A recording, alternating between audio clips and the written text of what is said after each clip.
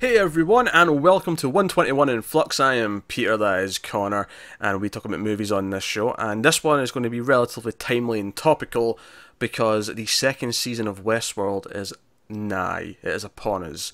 It is about to hit. In fact, by the time this goes public for everyone, it'll be probably a few days away. Obviously, we're recording it a little bit earlier than that. But so that's going to be the original Westworld movie from 1973, directed by Michael Crichton, who, of course, is more known as an author, as a writer. Yes. Obviously, Jurassic Park came from Michael Crichton. So Yeah, I didn't actually realize he'd done the movie here. Obviously, I was familiar with the movie. I knew it was based on his property. I assumed he'd just written a book. yeah. Also, I mean, I'm not the first person to point this out, but let's just acknowledge the fact that Jurassic Park and Westworld are both about people going to fancy amusement parks that then turn bad, and the It's attraction. the exact same premise, It is. essentially. It pretty much is. Just one's dinosaurs and one's robots. Yeah, we couldn't get the dinosaurs done looking properly in the 70s, so we waited till the 90s where CG was just good enough to achieve it, I guess. That said, I say that not knowing, not having a clue when Jurassic Park was written. Jurassic Park may not have been written for another 15 years. I have no idea. But I'm just making a joke. So. Even if that's the case, basically, he did this one and went, do you know what? This would be way better with dinosaurs. I'm going to write that. And the funny thing is, I think he was right. It was way better with dinosaurs until some other people took his idea and said, hey, we can turn this into a fantastic TV show. I agree. Because the funny thing about watching this, and we'll start spoiler free, of course, we'll give you a warning before we go into spoilers. Of course, Westworld is about an amusement park. It's actually it's 1/3 of an amusement park, actually. There's three worlds. There's Westworld, there's Medieval World, and there's Roman World. And people get to go there, and there's all these robots that fill out the world, and they can be shot, they can have sex with them, they can do whatever. So it's a really expensive theme park where they get to go and live out their fantasies in one of these worlds. The movies follow two characters who go into Westworld, and of course things go wrong. Maybe the robots don't play nice as like they're supposed to, and so on and so forth. But yeah, so that's the premise of the movie. I think what's interesting though, watching it, especially because I'd seen this before, like maybe 5 years ago, I saw this for the first time. Before the TV show. Before the show. I watched it and went, well, this is a cool idea, but it feels kind of light an actual story or actual substance, yeah. And it's funny because now having the show and like loving season 1 and looking forward to season 2, I feel like this is very much just like this is a proof of concept, and then someone else took it and turned it into something. It's essentially a proto-Terminator movie. In many ways. Kinda. I mean, I think I would compare this more in terms of how it became the TV show to Battlestar Galactica, where you had the cheesy TV show from the end of the 70s, which was, Star Wars is big, let's rush out a sci-fi show.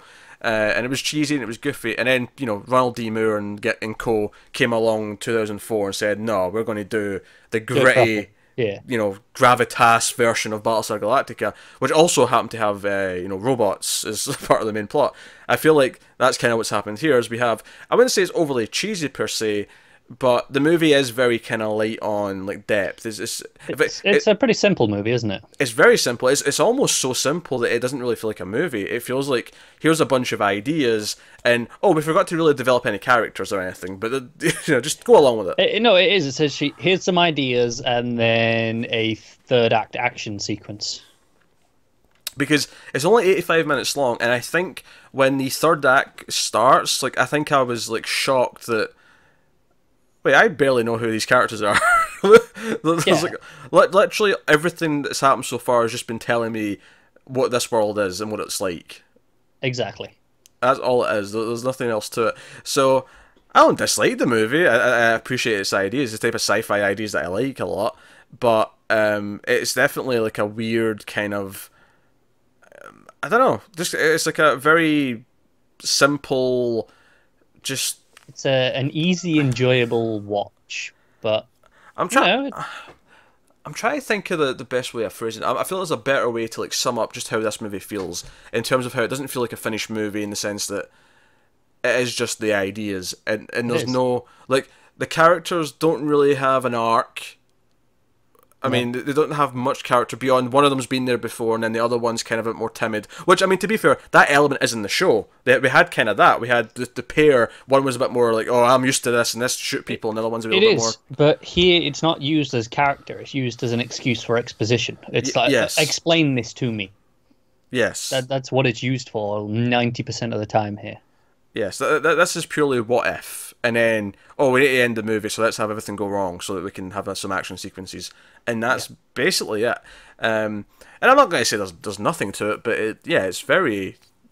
It's just simple. It's light. Yeah, it is. It never develops anything. I think if you want to compare it to Terminator, like you watch Terminator, that is a full-fledged story with characters who grow, and like at the end of the movie, like man, that was a ride. That was like this emotional journey.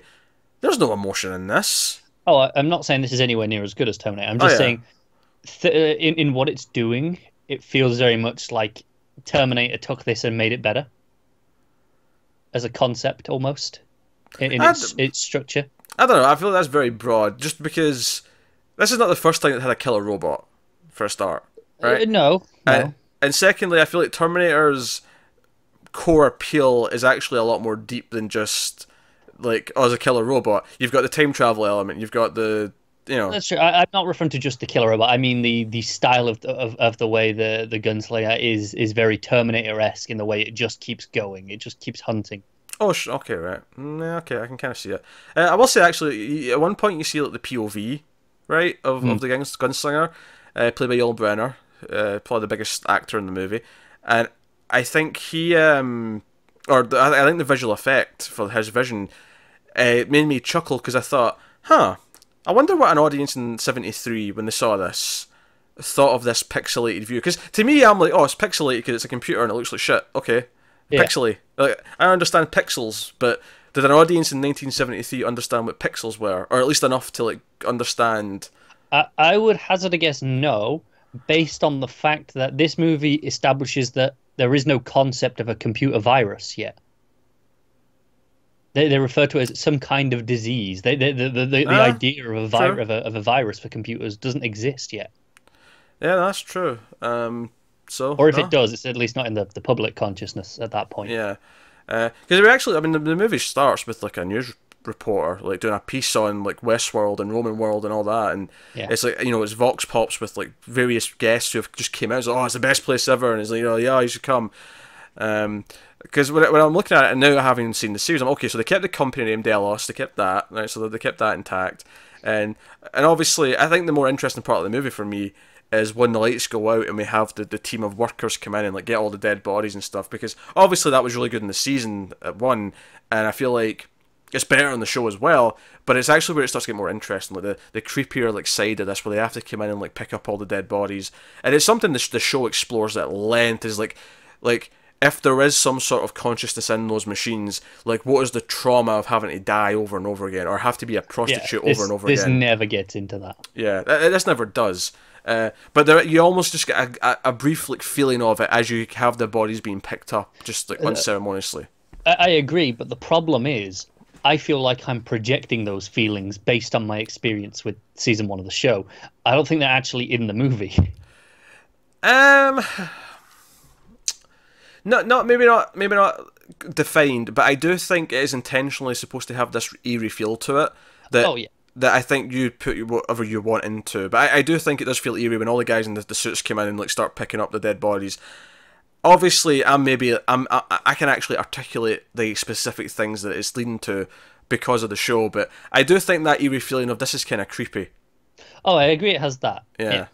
So it's kind of there, and I almost feel like when designing the show, like and Nolan and Lisa Joy kind of looked at it and went, okay, right, that's making me feel this way. What's interesting about this? Okay, so let's develop that. And like, well, why is this creepy? What's creepy about it? And obviously, no, that's fair. Yeah, I think they went in obviously way more depth with it. But yeah, obviously it's kind of hard to compare because we got 10 hours of a season 1, and then this is not even an hour and a half. Yeah, it's also just stylistically, it's not that exciting either. There's it's pretty standard. There's nothing wrong with it. Yeah, the direction's just kind of ho hum. It's kind of, and I think this was Crichton's first movie, like as a director, so maybe that just stands to reason. It's definitely not badly directed. It's just it's fine. Yeah. I think so much of it in the early part of the movie is just like the newcomers like, oh, so what about this? Are they a robot? Are they a robot? Yeah, they're amazing, aren't they? And then you know they'll be, oh, you can shoot him. You know, like, oh, that guy, this gunslinger here, he's you know he's made you spill your drink. You know, shoot him. Go on, shoot him. Yeah, teaching us the rules about the guns and how they don't shoot humans because they've got a sensor. Yeah, yeah. In this, it's just as a heat sensor, whereas in the show, it's just more like, oh, they've got a fancy sensor. Yeah. There's life standing in front of it. Right, but the point's the same. Which, to be fair, they actually use that to like let you know there's a real snake later on. Yeah. Because the gun won't fire, and it's like, oh, it's because it's real. Shit. Let's move. There's a goddamn snake. So yeah, it does pay off some of its ideas. It does. Yeah, obviously the best part of the movie is probably the last like 20-30 minutes with the actual like stalking of the gunslinger going after our main character, which leads into the actual sort of labs and all the maintenance bays and whatever else. All the behind the scenes stuff.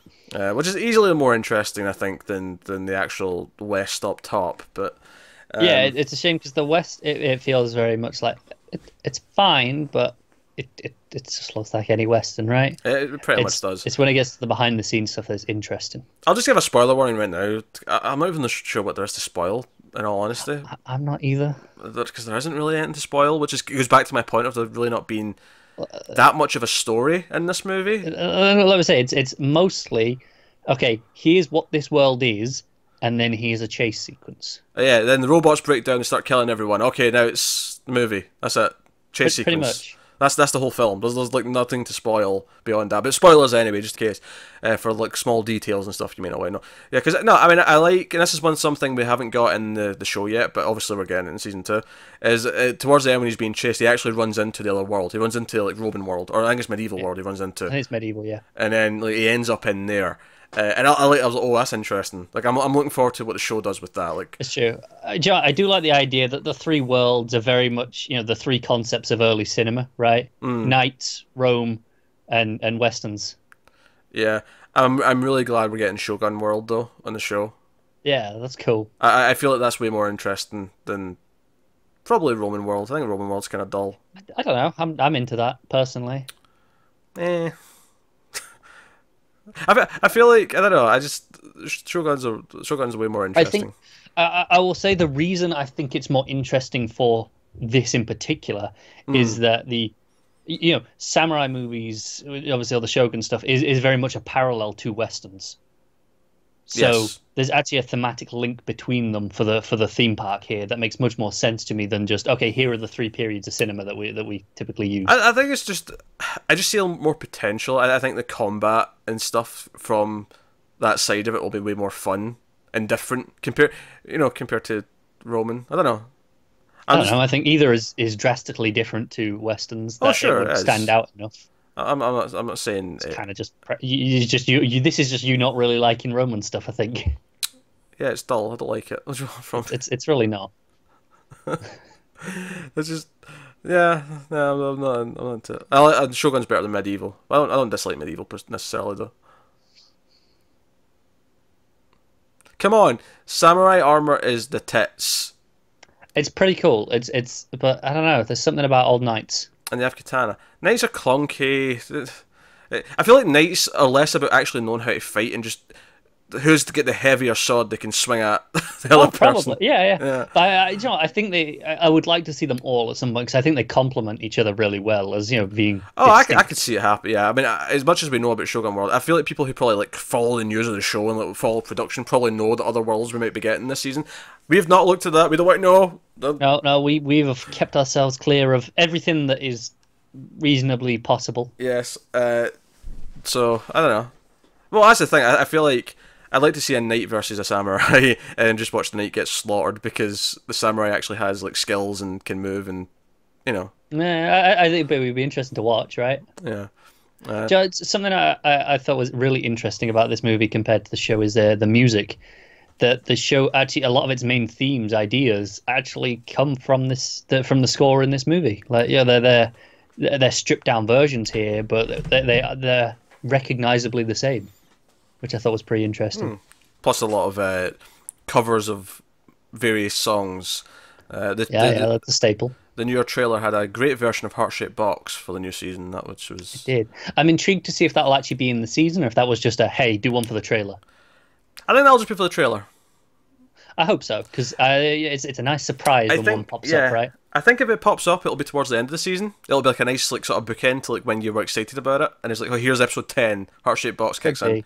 There's a possibility that it's in the first episode, and that's why they've used it for the trailer. It's like, okay, we're only spoiling one from the first episode. Or, I think the smarter thing is that it's just for the trailer, but another Nirvana song will pop up at some point. And it'll be a thematic thing. It'll be like, okay, so you got a Heart-Shaped Box, here comes Come As You Are, or something, like, during the show. I could see that happening. Down for that. It's all exciting. I really didn't want to just like start talking about how much we're excited for season 2 of the show once we talked about this movie. But I think the unfortunate truth is the movie itself is that it really does feel like here's a skeleton concept which someone else can use to do something with.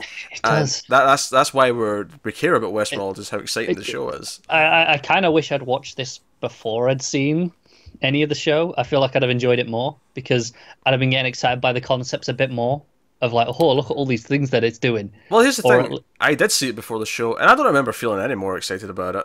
Okay, that's fair. Because it still kind of felt like this. It kind of felt like there's not really much of a movie here. It's just, here's the idea, and there's a chase sequence. Right, but I might have been more excited by the ideas because at least I wasn't getting those exact ideas, but better.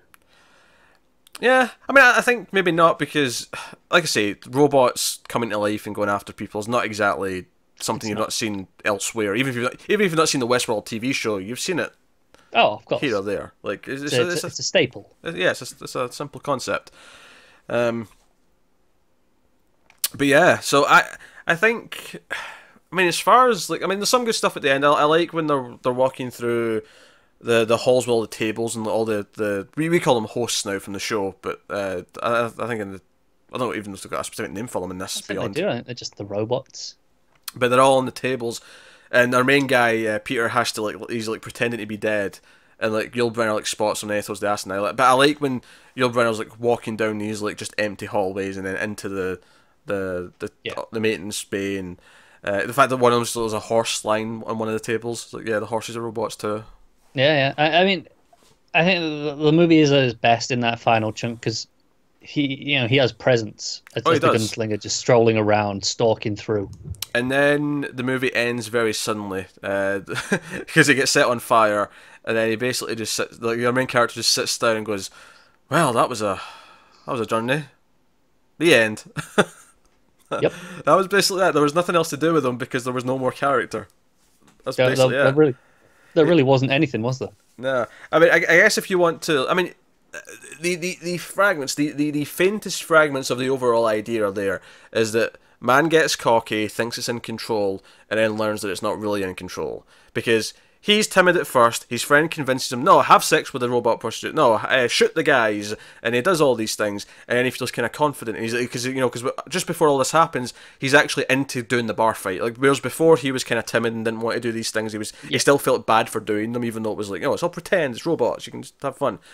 And then after this, after he sees his friend shot, and then he realizes, oh no, there's realism here. There's maybe I should have been as timid as I was, and there's the faintest of the idea in there is that he's learned that we've been meddling with things we shouldn't have. The idea of consequence and empathy as well. Yeah, there's always consequence. Yeah, even when you try to take the consequence out of it. Yeah, it's there, but it's not. It doesn't do anything with the idea. It just presents it. Like I say, it's the faintest. Like I can see it's there. I can see it's probably in the book. I have no idea how long the book is, or if it goes into more stuff, or if it is just what the movie is with more detail. That's a question. Was this did he write this as a book first, or did he just write this as a movie? I don't know. I have no idea. I'm assuming there's a book, but I could be wrong. This might just be like a straight movie. Right. I'm just questioning because I think it'd be interesting to see if he did just write it as a movie and was like it was always just this. I mean, he's the sole writing credit, so right. He wrote a screenplay if nothing else, but is he adapting his own work, or is this just this is always what it was meant to be, or is this the almost the pared down version for the screen that he thought was, the best way to represent it at the time? Why do you ask me questions that are just going to get you angry responses in the comments because we didn't do enough research? Because I didn't think of the question until... You always do this, and then we get comments saying, "Oh, you didn't prepare, blah. You didn't research. You should research before you do things." Well, yeah, but it's more interesting to think of the question on the spot. And the conversation enlightened me to the question. Keep your ginger mouth shut. Yeah, I could do that too. Wouldn't make for great conversation, but I could do it. Doesn't look like a book. I don't see a book. Doesn't seem to be a book of any kind. Yeah, okay. So that means this was the entire idea. There is no version of this that was longer that he's cut down from. I mean, unless he shot more of it and just deleted scenes or whatever. But and here's something I'd forgotten about. There was actually a sequel to this. Yeah, no, I remember. Called Future World. Yeah. No idea if it's any good or not. I never hear anyone talk about it, so probably not. I mean, honestly, I feel like this is a movie where it was talked about. It's in the... I've got a big book somewhere called 1001 Movies to See Before You Die, and it is in there. And I kind of get why it's in there. It's like, okay, maybe this was like sort of the beginning of a lot of these ideas, and that's why it was a big deal at the time.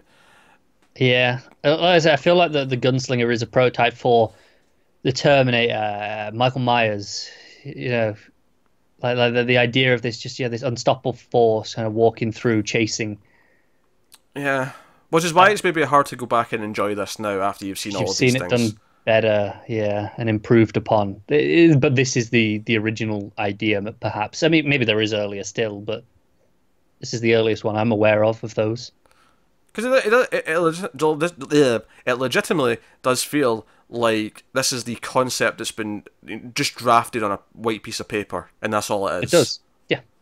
And then other movies came along and actually developed it into something, and more specifically, the show came along and said, "No, let's do this, really intricate plot that jumps around and does all these different characters and has all these things going on." And honestly, looking at this, I think sometimes every so often people will ask the question, "Oh, what movies do you think should be remade?" And it's often a case of, "Well, there's no point in remaking a good movie. The movie's good," but And even then, there's a lot of bad movies. Well, they're just bad. There's no reason to remake them either. There's not good ideas there necessarily. This is exactly the kind of thing that should have came back in some form, because it's like, no, there's good ideas in there, but they're just not capitalized on in a big way. This is the textbook answer. What sort of movie should have a remake in some way? In this case, it's a TV show. Well, there you go. This was perfect because it has these ideas, but there's nothing doing with them. It's ripe for for being used, isn't it? Because there's almost nothing in the movie you could possibly upset a single fan with. Like, is there anything like think of you mentioned Halloween, right? Right, and this is something that actually has a remake. But you say Halloween, right? It's like, okay, we're doing a remake of Halloween. We did Halloween for a new generation. A big new Halloween, and it's going to have all these different things, and it's going to be intricate. We're going to do a 10-episode Halloween TV show, and it's going to be Michael Myers, right? Instantly, I'm like, well, don't over-explain him. That takes away from he's the intrigue, the horror of him. He's a force of nature. It's a slasher movie. Extending it beyond 90 minutes is probably just suicide. Unless you've got some really inventive kills. Like, I could start listing a bunch of ways that will upset me as a fan of the original Halloween. Oh, you're not going to use the music? The music's a big part of it. The music's like a part of the identity of that movie. It's genuinely iconic. You can't not use that, and then, there's so many things that will piss me off as a fan if you take them out or you change them or you do anything. Just the idea of remaking it in the first place is kind of annoying. But there's so many things that will upset me. Terminator, you brought that up. There's so many things. Everything after Terminator 2 has been bad to garbage because they don't know what to do with it. And I'm not including the TV show. I know some people like the TV show. I mean, I watched season 1. It was okay, but it was whatever. But the point I'm making is that there's so many things where that'll upset lots of people because they love this thing. I watched this and I can't see a single goddamn thing that people would be like, oh no, you can't change the two main characters. They're important. I love those characters. That's it. Even the Gunslinger, which is the biggest part of this, right? In terms of the draw, that's not there. Yeah, I mean, he's got a cameo in the season. You see him in the background at one point. Doesn't count, right? I think it's interesting that they took the music as much as they did. Honestly, I think that's just putting him in the background. I think it's a nice little wink, wink. It's just fan service, isn't it? It's like, hey, look, we respect the movie. Yeah, because Battlestar Galactica did that as well. They didn't just do it for the whole thing, but in the finale, the last episode, they actually had the original theme come back in, like in a new version of it. Yeah. And it was like a nice little, hey, okay, we're acknowledging our roots, even if it's not, what we've really been doing this whole time. And I think that's all it is. I think it's like, hey, what's his name? Diwaldi, or what his name is, composer's name. He sits down and he's like, all right, blank slate. What am I composing for this show? You know what? Since we're spacing it off an old thing, what did they have any themes? Oh, that little thing sounds good. I can work with that little melody. Let's do a thing out of that. There we go. Done. It's true. It's you've got, in the same way that the movie in general is the prototype for the show, as we've been saying. The score kind of is. It's a very stripped down version of what he did, and it's a lot more developed, as you'd expect. And obviously, there's a lot more variation. There's obviously completely new themes, of course, that weren't in this because you need a lot more music for 10 hours. But the core themes are recognizable in this, which I think is interesting. That they actually used even that as a prototype. And you've also got several core protagonists who all need their own themes. They all need their own kind of things going on, and it's asking bigger questions, and it's posing bigger things, and so much. And even the idea of in the show, there's I'm not going to spoil the show. I think we've done quite well so far, not spoiling anything. That'll continue. But one thing, an element in the show is the idea of, is Delos up to something? Is there more to them? And there's none of that here. There's no They're just, I don't know, they're a company. They've opened up this theme park, and okay. The most we get of them is the news segment at the start, the TV bit, and then just some behind the scenes bits. And to compare it to Jurassic Park, if for saying, okay, that was a very similar idea, but same source, and forgetting what it does in the movie, and because obviously Spielberg comes along and makes a movie in his prime, he's going to do some good things with it. Do his own spin on it, yeah. But just one of the core things, the idea of because Delos are essentially the InGen, right, of this movie. What this movie does not have in any way, shape, or form is a Hammond. It doesn't have someone who's like, oh, I care about this part, this is my baby, and I'm doing this. The show actually kind of does, but the movie does not. And because all we get are the company that's running this place, there's a group of scientists who, I never learn any of their names. We see them in a few scenes talking about what's going wrong. There's no... We've got the one worker out in the fields where... For one scene. Yeah, where he's running away from the gunslinger. And he comes up and he's like, oh, the gunslinger's coming from him. He's like, yeah, he probably is. Yeah, you're screwed. Then he gets shot. Yeah. He's a bit of a dick, really, isn't he? He is a bit of a dick. He's like, at least say, come on, get on the cart. Yeah. He's like, yeah, he is coming for you. He's like, that things are going wrong with the robots. Why aren't you going, all right, come on then, let's go. Also, notably, when we compare it to all these other things that I took from it, I don't know if it did. This is probably just a pure coincidence, but it does kind of have Predator vision towards the end, where he only sees heat, and he's confused because there's a lot of torches, so there's so much heat that he can't actually distinguish anything. Yeah. So he's basically... Again, like Jurassic Park, he's like a T-Rex. He can only hear if you make sound. Well, actually, that's not a T-Rex. T-Rex is like if you move. But it's the same kind of moment, because you've got your main character standing still, trying not to make noise. It's the same moment. And to be fair, if he moves, you probably go, well, that heat source is moving, so it's probably that one. Sure, yeah. So, but what I'm saying is, it's a very similar conceit. He's the T-Rex. Yul Brynner is the T-Rex of Westworld. Essentially, yeah. I honestly, this is... As much as we're saying it's the prototype for all these other things, especially the show, he took his own ideas and redid them better for Jurassic Park. Sorry, where I just got that from in my mind. Yeah, it's actually really bizarre when you think about all these little things. We spoke earlier on how it's the same kind of idea with the theme park gone wrong, and it is. It's just okay. It's clearly. He had some time to think about it and went, I can do this better. And then to go back to Jurassic Park, or to go back to the Predator thing I was making a point about, is not only the heat vision part of it, but just the idea that it's just kind of like when Arnold gets the mud and he covers himself in mud and he's like, oh, I can't be seen anymore. It's that. He's like, oh, he can't see me because of the heat. I'll stay close to the torches. Exactly. This really feels like I understand why this is in that that book you said, the 1001 movies. I'm a Bible, yeah.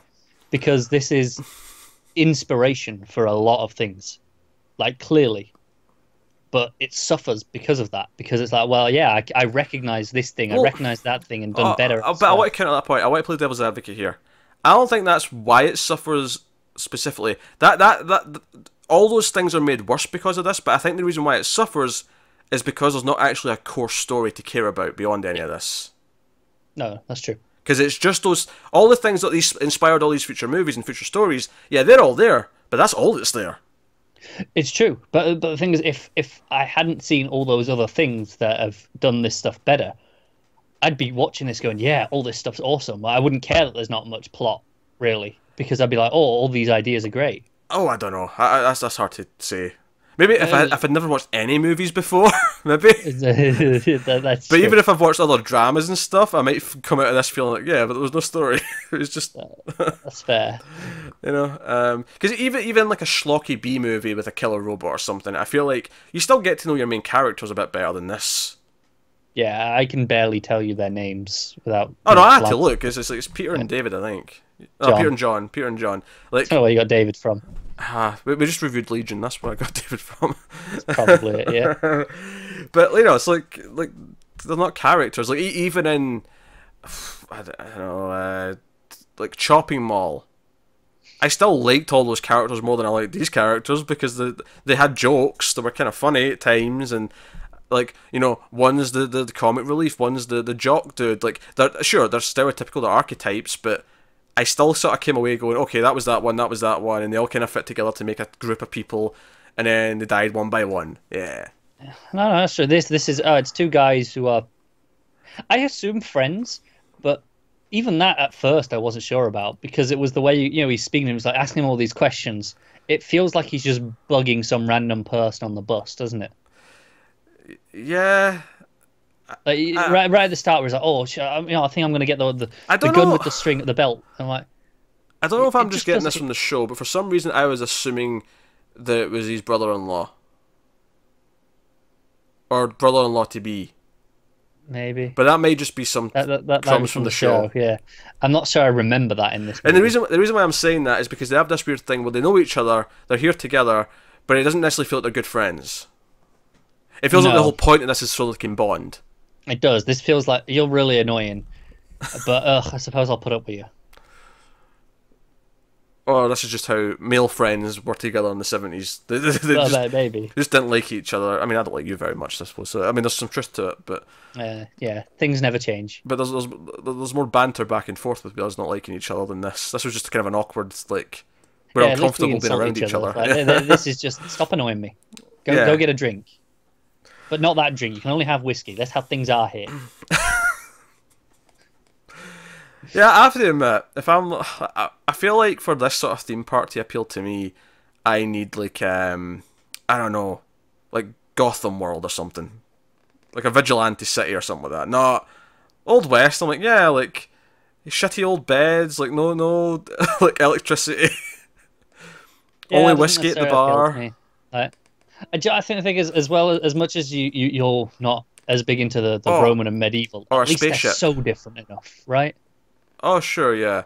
Or no, spaceship. Put me on a spaceship, and I'm in space. Yeah. So I think that's the problem. The West, like the Western stuff, it's still too recent that I'm like, yeah, but it's kind of the same, just a bit shitter. Whereas if I go to ancient Rome or if I go to medieval times, it's so different, right? I think it's more for the whole gunslinger mentality and just shooting people and having duels and that stuff. Yeah, that's true. It's just not the world I'd pick. If I was picking 3 worlds, it'd be like, superhero world, spaceship and space, world, and I don't know. You're really giving these robot designers a lot of work. And what would the last one be? Something horror. Yeah, some sort of Lovecraftian horror kind of thing. Yeah. There you go. That's my 3 worlds. Oh, you do slasher world, just all the different slashers. I could do slasher world. Yeah, slasher world would be fun. Yeah, you just stay at a summer camp and you have to you get to be the slasher. Oh yeah, you get to be Jason. Just go around killing people. It's like all right, pick your weapon. I think there's a market for that. I think lots of people, if they could get the feeling of killing someone without the actual. That's essentially Westworld, right? It's like yeah, go around, kill all the hosts, it's fine. Yeah, you want to go around and shoot people. That's the appeal of it. So, are you more or less sadistic because you want to do it with a machete and other variety of sharp implements? I think this one's way more fun to be a slasher than it is to be a gunslinger. Oh my! Imagine doing the sleeping bag kill where you put them in the sleeping bag and then whack them against the tree. Oh yes. Over and over again. There you go. That's some fun. We have just revolutionized this idea. And there's more to be done. Of course, there's more to be done. I don't know. And then I think, I mean, obviously you could have sex in all these worlds, but then you probably have the adult world as well, just for nothing but sex, because yeah, that's all some people want. Okay, kinky world. There you go. Go over there. Might as well. Next door to Teletubby world, just obviously. So you can put your kids in Teletubby world, then go to the sex world. I just think Tinky Winky fits in both. I knew you were going to make that joke. I knew you were. I could see it coming. Oh dear. Yeah. Oh, I guess we're done. I don't have a whole lot to add. I don't have much more to say about the movie. Yeah, the movie is what it is. It's a very basic idea. It's very basic. It's very fine. It's kind of almost a bland watch, but it's worth it for the cinema history side of it, but not necessarily for the actual. There's much enjoyment to be had with the movie itself. Yeah. All right. What do you want to rate it then?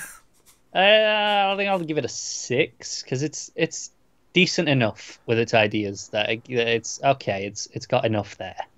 Yeah, I think I gave it a 7 originally and said no, it's good because of everything it did and everything it kind of set ahead. I don't know if I want to keep it there though, because I mean ultimately in terms of enjoyment, it is probably more like a 6. Because for me, when I say it's a 7, it's like okay, that's a good movie. I don't know if this is a good movie. It's an all right movie with some good ideas. Yeah. Yeah. That's kind of fair. Obviously, the show's much better. Season 2 is coming. We did review every episode of Season 1. You can live through that saga of us trying to guess the show. In fact, I remember there was... some people made some really good guesses early on, just on like Reddit and stuff early on, and we were doubting one of them like half the season. But every single episode, we're like, I'm starting to be convinced a little bit more, just a little bit more. And by episode like 6 or 7, I was like, no, I'm all in. I'm in this theory. They're right. Yeah. So it was a fun journey to be had there if you haven't seen our Westworld Season 1 reviews. I'm looking forward to getting back into that Reddit community as well, because sometimes like that's I mean, as much as the fun is for a lot of people, like watching along with us. For me as well, like I get a lot of it from okay, I'm going to take part in the Reddit conversation because that's such a community for these sorts of things. So that is Westworld. Season 2 starts soon. So let us know what you think of the movie in the comments below.